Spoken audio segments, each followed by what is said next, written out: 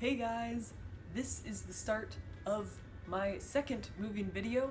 So I have moved out of my boyfriend's apartment and I have moved into my new apartment. I was staying at my boyfriend's for 10 days while I was in between apartments, and this is going to be either a vlog style how-to or just a how-to video of moving into a sublease, like an apartment where there's already stuff everywhere.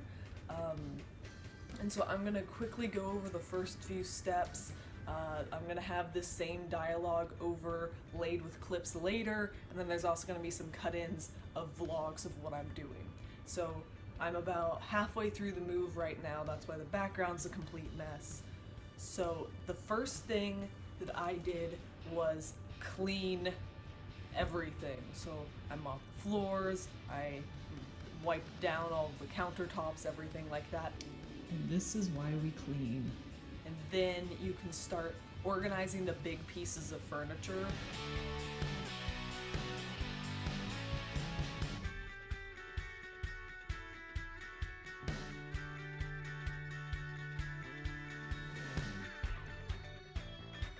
I think I'm going to take the bed and put it in that corner, and then put the desk in that corner, and lay my rug down, and stuff like that before I go to get the U-Haul. So I don't have the furniture entirely figured out, but I did move the bed over. Yes, there's a chair on top of it right now. I'm going to lay down my rug to make sure that I have this area spaced out correctly in my mind before I finish moving around the rest of the furniture. So this is why it's so important to lay out all of your furniture items first.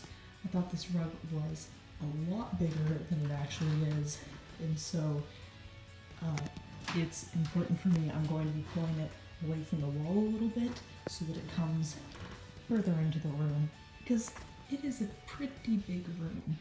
In this room, I had a lot of difficulty finding a place for this drafting table. So if you don't know what that is, it's a humongous, very tall table that can tilt from flat up so that you can draft on it, and it's a big workspace. And that's not something I can get rid of because it's hers, and it's also super awesome to have. Then the next big thing that I did, I had to pick up everything in a U-Haul and bring it here because I was staying at my boyfriend's for 10 days. I didn't have all of my stuff here. I actually didn't have a lot of it here because I needed to keep my plants and clothes and stuff like that with me so that I'd have everything I needed.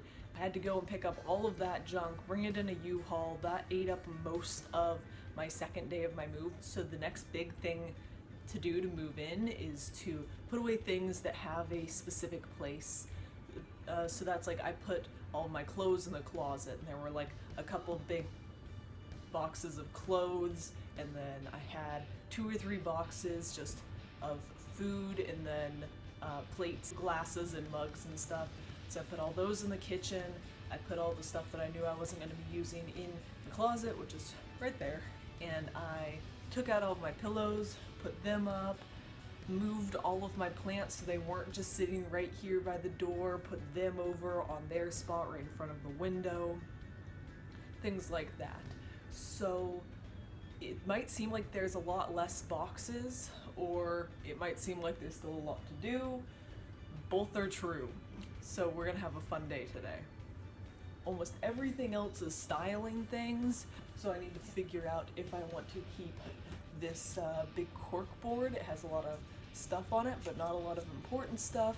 Those blue bins are 90% filled with knickknacks because I am a collector, if there was ever a collector in the world. And then I still have that blank shelf. I have a blank shelf off screen, and then I have a lot of things to go up on the walls. I have some canvas prints that I can either tack up or put up with sticky tack or command strips, and then I have some bigger artwork pieces, and then I also have some stick-on wallpaper, and I have some twinkle lights that can go up.